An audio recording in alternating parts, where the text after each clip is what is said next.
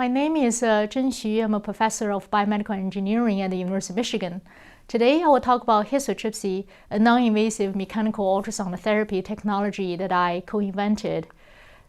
The other co-inventors include Charles Kane, Tim Hall, Brian Fuchs, and Will Roberts. And just a quick disclosure, I have a conflict of interest with Histotripsy. So Histotripsy is a term that was coined in 2003 at the University of Michigan Bio Group. And Histotripsy uses short ultrasound pulses, microseconds to milliseconds long, at very high pressure and low duty cycle to mechanical liquefy the target tissue into acellular debris. So as shown by this histology slide here, within the treated region, there are no intact cellular components left, and right outside the boundary, there's still intact cells. There are two types of histotripsy. So the initial histotripsy, also known as cavitation cloud histotripsy, first published in 2004 by our group. And for this lecture, if not specified going forward, histotripsy refers to cavitation cloud histotripsy. And second type is boiling histotripsy, first published in 2012 by the University of Washington.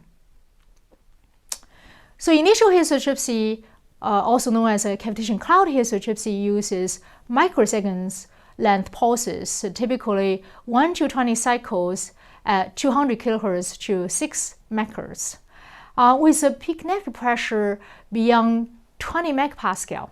So this pulse sequence allows the generation of a cloud of microbubbles, and then microbubbles cavitation mechanically fractionates the tissue to this liquefied acellular debris. So you can see actually the liquefied acellular debris was removed from this morphology picture here, and this is a treatment of porcine cardiac tissue. And histology actually also showing the acellular debris within the treatment region. And look at the boundary, there's actually bisected cell there.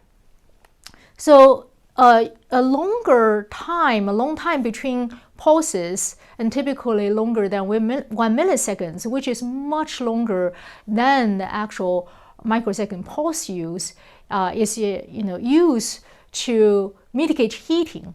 Therefore, the effects actually is purely mechanical.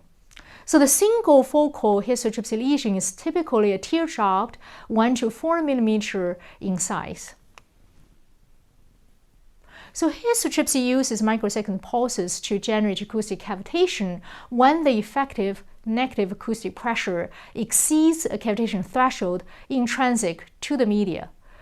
Acoustic cavitation is a phenomenon in which rapid changes of ultrasound pressure in a liquid leads to formation of small vapor-filled cavities. So we're all breathing air. There are nanometer gas pockets in our body, in the tissue already, and they are super stabilized by this high surface tension. And ultrasound is a mechanical wave, so it's propagated by this mechanical vibration of the particles. When it compresses the particles, it creates this positive pressure, and the relaxed particles and it creates this negative pressure. When the negative pressure exceeds this intrinsic threshold, it overcomes the surface tension of those nanometer gas pockets and allow them to grow to 100 micron in several microseconds. So Adam Maxwell actually did a study to calculate the cavitation, measure the cavitation intrinsic threshold. So he measured a number of tissue, from liver to kidney to heart to blood clots, and shows that if you use one pulse with only one high negative phase here, so that means it's 1 to 2 cycles long, if the peak negative pressure exceeds the threshold of about 26 to 28 megapascal, then you can generate a cloud of cavitation microbubbles just using that one single pulse. And that cavitation intrinsic threshold is about 14 megapascal in fat.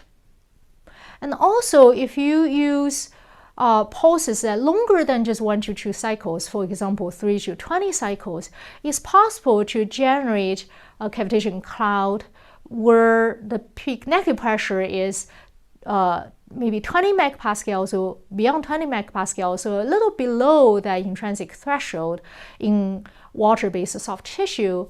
But however, by leveraging the shock scattering from the high amplitude positive shocks.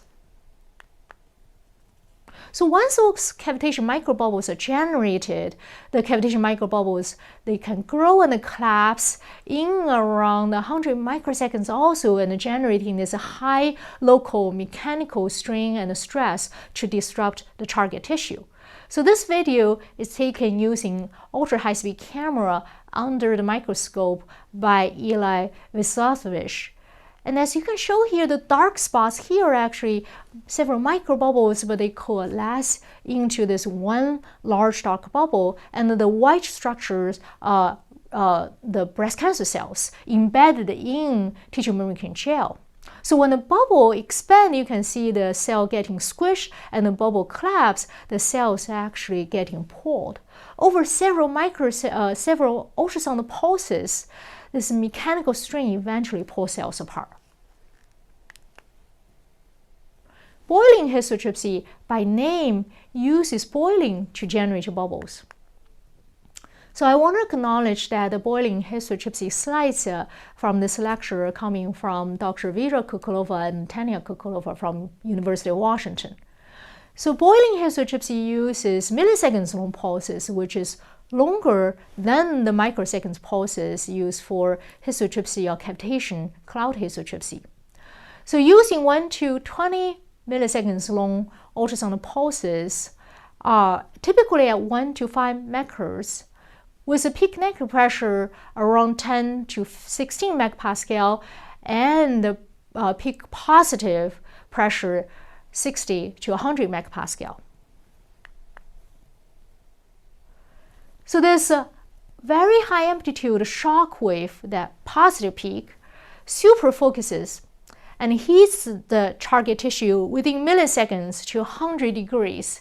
And this actually generated this 100 micron also vapor bubble. So because the superheating effects is really small, is within 100 micron compared to the 2 to 5 millimeter single focal liquefied lesion, so the thermal effects is not measurable. So the single boiling histotripsy focal ablation region is typically tadpole shaped and is about 2 to 5 millimeters in size.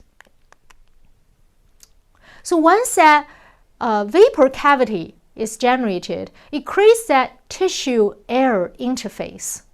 And within the cavity, acoustic function can be produced, as you can see from the video here. And the tissue atomization inside the cavity mechanically disrupt the target tissue and eventually then forming into this acellular debris. So for both histotripsy and boiling histotripsy, this tissue selective effects have been observed. So critical structures, for example, large vessels, neurovascular bundles, bile ducts, liver capsule, those actually typically have a higher mechanical strength and thus a higher resistance to histotripsy damage. So what has been observed is as shown by the MRI image and also the histology images here, and this shows actually histotripsy treatment of a porcine liver tissue. And this shows that the target liver and the hepatocytes are actually completely destroyed, disrupted, while inside the histotripsy treatment zone, large vessels and the bile ducts remain intact. And this kind of tissue selective histotripsy effects allows the histotripsy treatment to be conducted near some high-risk locations that would not be suitable to be performed by surgery.